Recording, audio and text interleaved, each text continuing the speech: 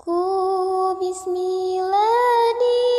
kawitan ngadamel iya syairan syair tentang kehirupan hirup nu di pasantrenan unggal poe unggal waktu henteu bosen ngala ilmu ku sabab abdi rumasa sanes turunan ulama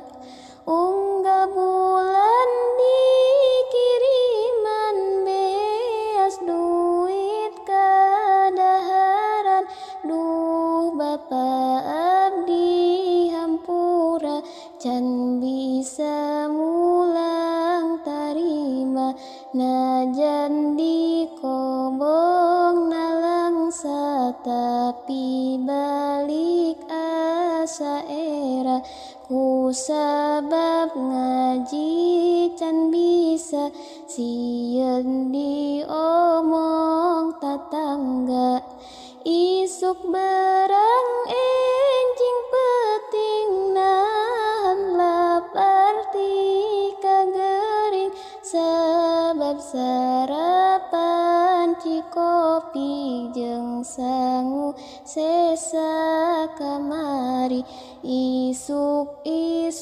geus ngalantri di lawang panto dicai ku sabab hudang berang deui teu beda okos kamari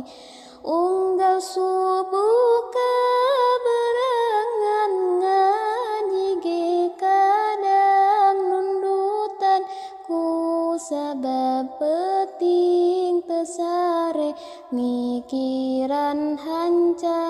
nu hese mun ditanya ku pun guru ditanya bab sorof nahu puguh ge jarang ngapalkeun abdi tu